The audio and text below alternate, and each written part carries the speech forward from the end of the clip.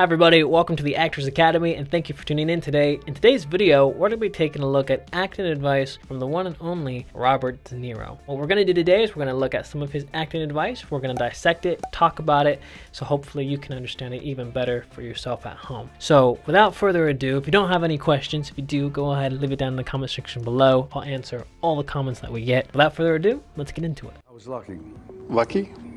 I'm lucky that I have whatever I have that makes me have a successful career, if you will. It's got to be a little more than luck, because the amount of work that you would put into characters. Well, then I'm lucky I have the drive to do the work, but you're always lucky. To make it as an actor is extremely difficult. If anybody could do it, then everybody would. It'd be a great job. Who wouldn't want to go and be on a movie set or be on a TV show and make millions of dollars? Everybody would. But it's not easy. It is hard. It is difficult. Somebody can go out for 100 auditions and not book anything. Somebody can have an agent and audition for the next 10 years and never book anything. There's so many actors out there who haven't booked. The fact that you hear Robert De Niro talking about this is really good, because as an actor, you're going to hear a lot of people say, oh, you just go and take classes and then boom, you're going to make it as an actor. And I hope that you do. But on the other side, you have to realize that there's also luck that's involved. Hey, does the casting director like you? Did you get into the room at the right time? Are you right for this part? Hey, is your skill set where it needs to be right now? Are you going to be better in the next 2 years? There's so many things that apply to luck, that get involved with luck. So the fact that he talks about it is really good, and I hope you take that to heart. Actors talking about in a competitive sense, and you're not in a competitive situation with another actor.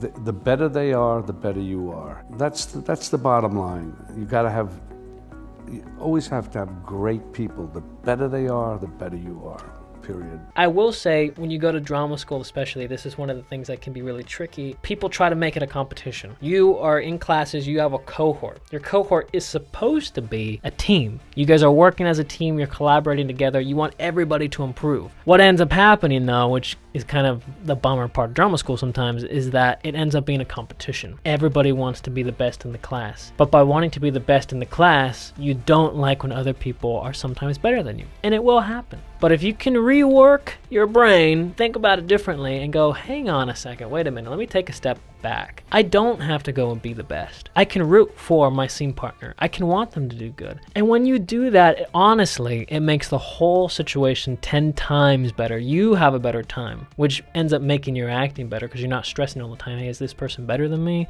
Are they going to be better than me today? Ah, they were so great last week. I got to be better than them this week. Be yourself. Be in your own lane. Be happy for other people.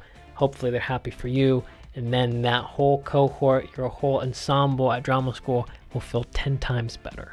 I think it's good if you have had a little bit of life experience being not famous or well-known or anything, and so if it comes a little later, it's more, you're a little more balanced maybe. I mean, some people become famous very young or well-known, and they don't really, they're kind of green in a certain way, and they don't really. And some people can't handle it. Others handle it, but handle it in strange ways. If you get fame when you're so young, it's almost that same idea of when, you post something on social media and you get 500 people who like it in like less than an hour. It's a weird thing that we almost use as a justification to prove for ourselves that we're important or we mean something. And if you get fame when you're so young, and we see it with all these different child stars and what ends up happening to them, it's a whirlwind as a kid for everybody to say, hey, you're great, you do nothing wrong, you have a lot of money, you can buy what you want, you can do what you want. And then what ends up happening is, if you end up especially losing that fame later on, it's a whirlwind. You end up thinking it's so easy to think something's wrong with you. It's like when you go and post a picture on Instagram and you get 1,000 likes all the time, and then all of a sudden you post this other picture and then now it gets 5. Has that ever happened for you? Where you've gone and you posted something and it doesn't get the amount of likes you are expecting. Then you go and you re-look at that picture. You start to second guess, you start to question. It's on a whole other level though when it comes to fame. If you have a child star who then all of a sudden loses that fame, that's a complete shock for them, that then they start to do the same thing you did on one Instagram post, but now this is their whole life.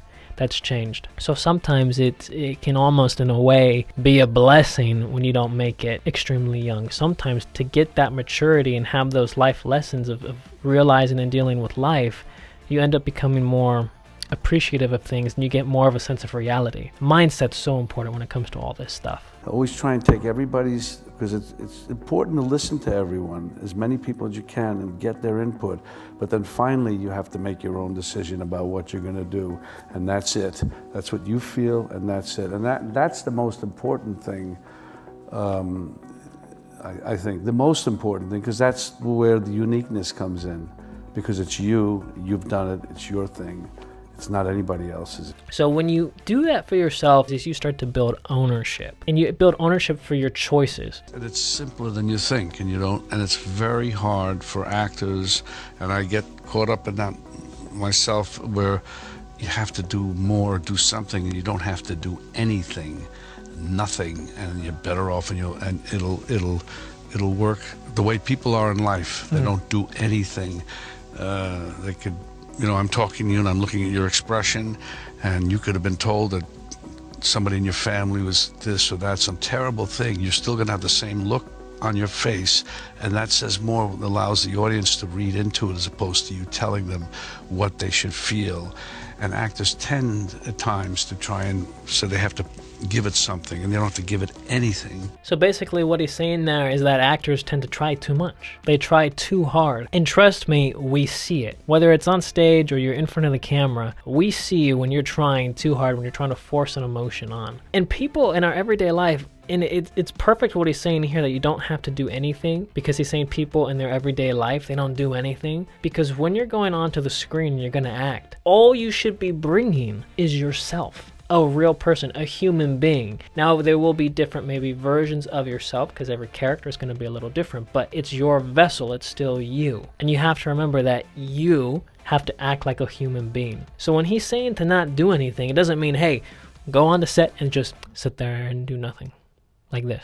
But what he's saying is you don't have to try so hard. You just have to go and be present and listen, and you don't have to add on anything. That'd be like if I'm doing these videos right now and I'm going and doing all these extra things saying, you have to go and be present. If I'm doing that, all of a sudden, you as the viewer watching this is going to be kind of unsettling. It's going to be like, okay, I get it. All right, okay, this guy, why is he acting like this? One of the most important things I think you can take away from this video, if we talk about all the points, all the advice that he gave, I would say that this one here would probably be my favorite and the most important to you. Whichever one was your favorite, leave it down in the comment section below. I'm curious which point here resonated with you the most. What did you already know, or what did you not know before? But leave it down in the comment section below. Hope you guys like this video. Give it a thumbs up. Helps with the algorithm. If you want to learn more about acting, increase your acting, take it to the next level, our 10-hour acting masterclass, our 2.0 version, is going to be down in the description down below